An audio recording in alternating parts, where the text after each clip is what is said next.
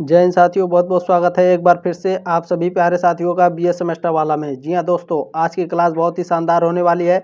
इस क्लास में हम लोग कवर करेंगे BA fourth semester Hindi. Paper का नाम है हिंदी अनुवाद। देखिए, किसी किसी विद्यालय में, ठीक है, फोर्थ सेमेस्टर में हिंदी का केवल एक ही पेपर होता है। किसी किसी विद्यालय में, ठीक है, फोर्थ सेमेस्टर के हिंदी में 2 पेपर होते हैं।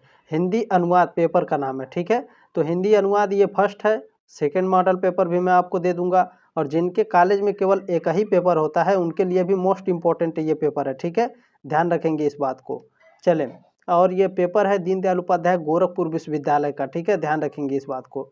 चलिए स्टार्ट करते हैं आज की क्लास। देखते हैं पहला प्रश्न आपका क्या पूछा गया है। देखिए, पहला प्रश्न आपका पूछा गया है, नाटक के अनुवाद में अनुवादक के लिए सबसे आवश्यक शर्त है। तो नाटक के अनुवाद में अनुवादक के लिए सबसे आवश्यक शर्त होता है, अनुवादक को रंगमंच का ज्ञान होना चाहिए। ये ऑप्शन राइट है आपका। चलिए दूसरा प्रश्न देखेंगे आपको क्या पूछा गया है। और आपसे रिक्वेस्ट है, आप चैनल पर पहली बार आए हैं या तो फिर पुराने हैं, प्लीज़ आपसे रिक्वेस्ट है आप लोग सब्सक्राइब करके सपोर्ट जरूर करें। फिफ्थ सेमेस्टर में भी एकदम धमाकेदार तैयारी किया जाएगा, ठीक है। चलें, दूसरा प्रश्न आपको क्या पूछा है, जब दो भिन्न भाषा भाषी आपस में बात करते हैं तो उनके बीच के अनुवाद को कहते हैं। तो उनके बीच के अनुवाद को दुभाषिया बोला जाता है। डी ऑप्शन करेक्ट है आपका। चलें, और आपसे रिक्वेस्ट है इस प्रश्न पत्र को व्हाट्सएप पर जरूर शेयर करेंगे जिनका भी एग्जाम अभी बाकी है, ठीक है। चले तीसरा प्रश्न आपका क्या पूछा है, कार्यालय अनुवाद में प्रयुक्त उचित शब्द कौन सा है। तो भवदीय, ठीक है। डी ऑप्शन राइट है आपका। कार्यालय अनुवाद में प्रयुक्त उचित शब्द कौन सा है, भवदीय। प्रश्न नंबर 4 क्या पूछा जा रहा है भैया, अनुवाद की महत्ता का अध्ययन किसके अंतर्गत किया जाता है। तो अप्रयुक्त भाषा विज्ञान के अंतर्गत किया जाता है। ये ऑप्शन राइट है। चलिए प्रश्न नंबर 5 आपका क्या पूछा गया है, समस्त अभिव्यक्ति अनुवाद है क्योंकि वह अव्यक्त या अदृश्यादि को भाषा या रेखा या रंग में प्रस्तुत करती है। यह कथन है अज्ञेय का, ठीक है। बी ऑप्शन राइट है आपका। प्रश्न नंबर 6 क्या पूछा जा रहा है, वैदिक और लौकिक संस्कृत के ग्रंथों में अनुवाद किस अर्थ में आया है। तो ज्ञात का कथन के अर्थ में आया है। ये ऑप्शन राइट है आपका। प्रश्न नंबर 7 क्या पूछा है, अनुवाद का मूल अर्थ क्या है। जो अनुवाद है इसका मूल अर्थ क्या होता है। अनुवाक होता है, पुनः कथन, अनुनाद या फिर निनाद, बताइए। तो अनुवाद का जो मूल अर्थ होता है वह पुनः कथन होता है। बी ऑप्शन राइट है आपका। प्रश्न नंबर 8 क्या पूछा है, साहित्यिक अनुवाद में सबसे सरल अनुवाद है। तो साहित्यिक अनुवाद में सबसे सरल अनुवाद है कथानुवाद। बी ऑप्शन राइट है आपका। देखिए, मैं इस तरह से आपको पढ़ाऊंगा कि नाटकानुवाद, कथानुवाद, काव्यानुवाद, मुक्त छंदानुवाद, ऐसे पढ़ाऊंगा तो आपको समय ज़्यादा लग जाएगा, ठीक है, आपका टाइम वेस्ट हो जाएगा। तो मैं डायरेक्ट पढ़ाऊंगा। चलें, जिस प्रश्न में ज़रूरत रहेगी उसमें पढ़ाया जाएगा, ठीक है, ध्यान रखेंगे। साहित्यिक अनुवाद में सबसे सरल अनुवाद क्या है, कथानुवाद।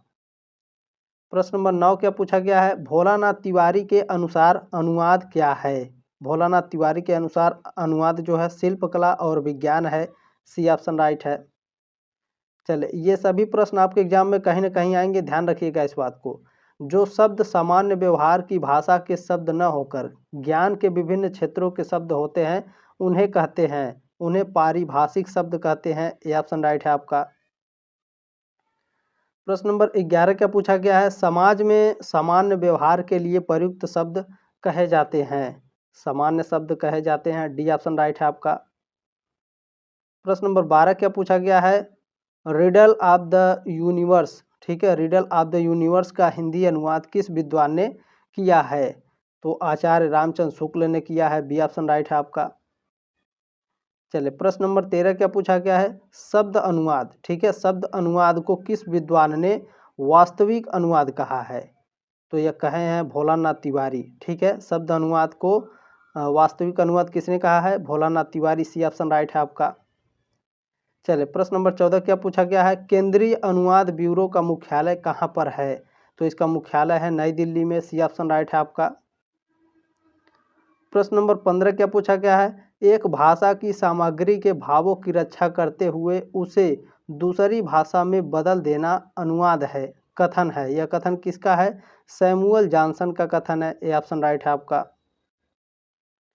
प्रश्न नंबर 16 क्या पूछा गया? भोलानाथ तिवारी के अनुसार अनुवाद प्रक्रिया के कितने चरण हैं?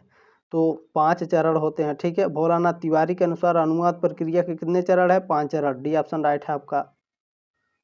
चलिए 17 नंबर प्रश्न पूछा गया है, एक प्रतीक के द्वारा व्यक्त विचार को दूसरे प्रतीक द्वारा व्यक्त करना कहलाता है। तो प्रतीकांतर कहलाता है। ये ऑप्शन राइट है आपका। प्रश्न नंबर 18 क्या पूछा गया है? जिसमें विचारों और अवधारणाओं को शब्दों तथा उनके पर्यायों में सूचीबद्ध किया जाता है उसे कहते हैं थिसारस कहते हैं। ये ऑप्शन राइट है आपका। प्रश्न नंबर 19 क्या पूछा गया है? दो भिन्न भिन्न भाषाओं की भिन्न भिन्न प्रतीक व्यवस्थाओं के बीच घटित अनुवाद को कहा जाता है। तो अंतर्भाषिक अनुवाद कहा जाता है। ठीक है, जब दो भिन्न भिन्न भाषाओं को भिन्न भिन्न प्रतीक व्यवस्थाओं के बीच घटित अनुवाद को अंतर्भाषिक अनुवाद कहा जाता है। बी ऑप्शन राइट है आपका।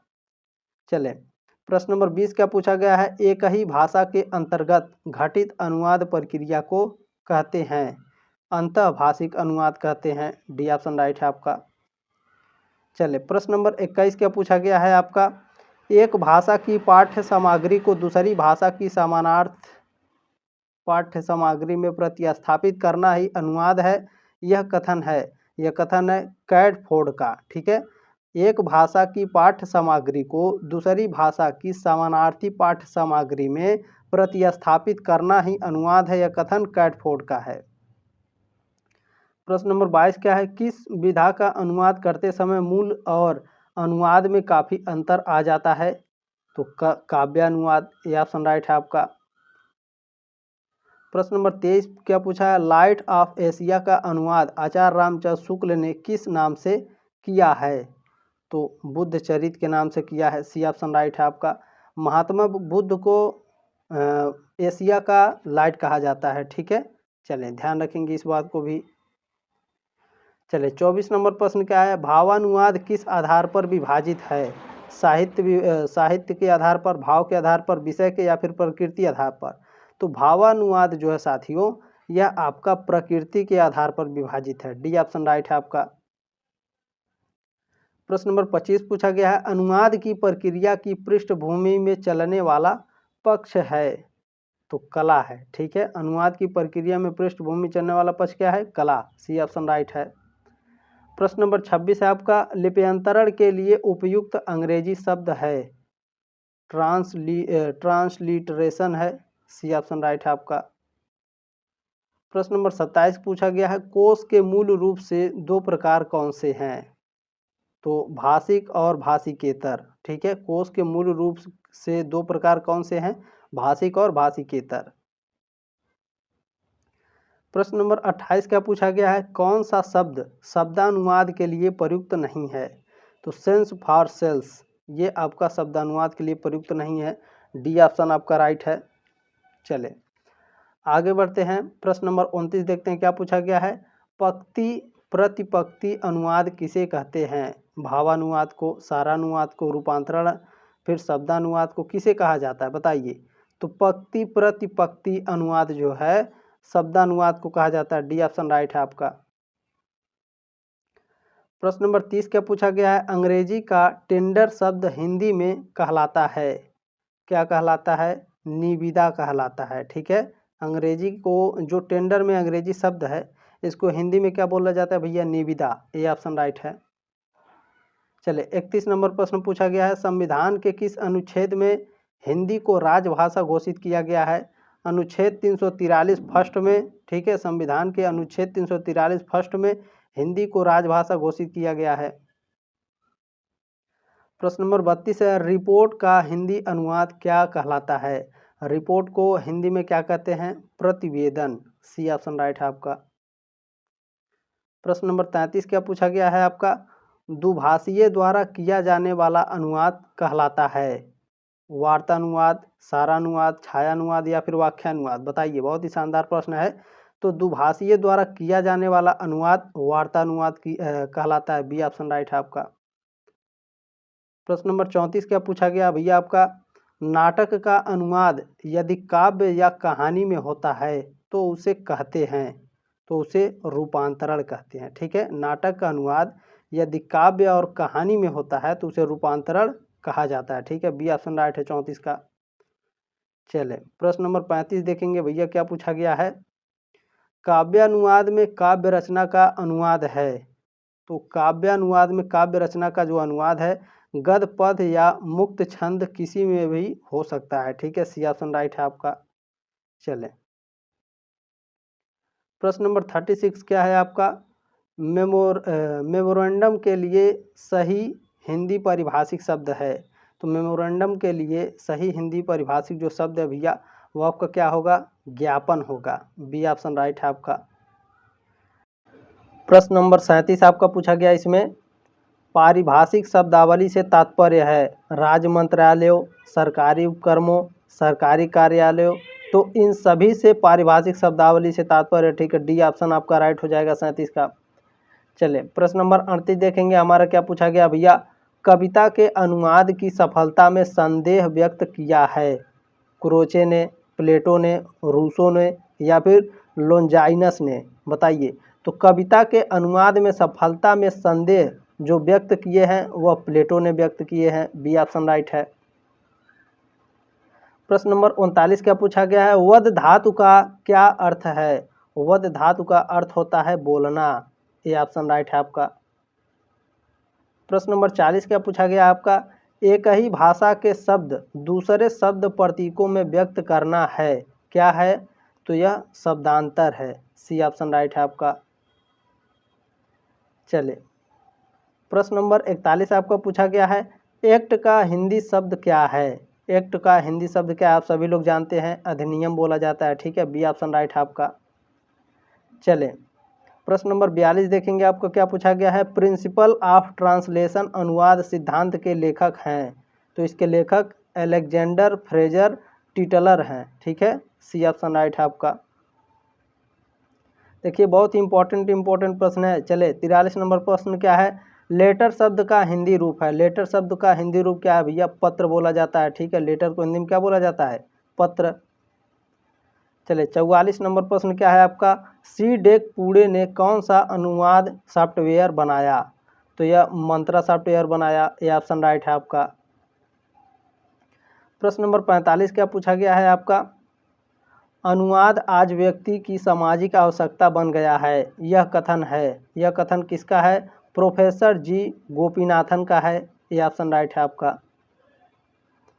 प्रश्न नंबर 46 क्या पूछा गया है। भावानुवाद से तात्पर्य है। भावानुवाद से क्या तात्पर्य है, भाव एवं विचार का अनुवाद। सी ऑप्शन राइट है आपका। प्रश्न नंबर 47 है। नाटकानुवाद की सबसे बड़ी समस्या है। नाटकानुवाद की सबसे बड़ी समस्या है सांस्कृतिक परिवेश की। सी ऑप्शन राइट है आपका। प्रश्न नंबर 48 क्या है आपका। सारानुवाद की प्रकृति है, बताइए, दीर्घ है, अति दीर्घ है, संक्षिप्त है या कोई नहीं। तो सारानुवाद की जो प्रकृति है वह संक्षिप्त है। सी ऑप्शन राइट है आपका। प्रश्न नंबर 49 क्या पूछा गया भैया। गोल्ड स्मिथ के द ट्रेवलर का हिंदी अनुवाद किसने किया, तो द ट्रेवलर का हिंदी में जो अनुवाद है वह श्रीधर पाठक ने किया। सी ऑप्शन राइट है आपका। चले प्रश्न नंबर 50 क्या पूछा गया है। भारत में बहुभाषी समाचार एजेंसी है। हिंदुस्तान समाचार, आज तक, जी नेक्स्ट है या फिर एबीपी न्यूज है, बताइए। तो भारत में बहुभाषी समाचार एजेंसी जो है हिंदुस्तान समाचार है। ठीक है, ये ऑप्शन राइट है आपका। उम्मीद है साथियों आपको क्लास अच्छा लगा होगा, जानकारी अच्छी लगी होगी। प्लीज़ इस क्लास को, ठीक है, ये जो पेपर है व्हाट्सएप पर ज़रूर आगे शेयर करेंगे। सब्सक्राइब करके ज़रूर जाएंगे। 5th सेमेस्टर में काफ़ी शानदार तरीके से तैयारी किए जाएंगे। ठीक है, चलें जल्दी मिलते हैं आपके नेक्स्ट क्लास में। तब तक के लिए जय हिंद, वंदे मातरम।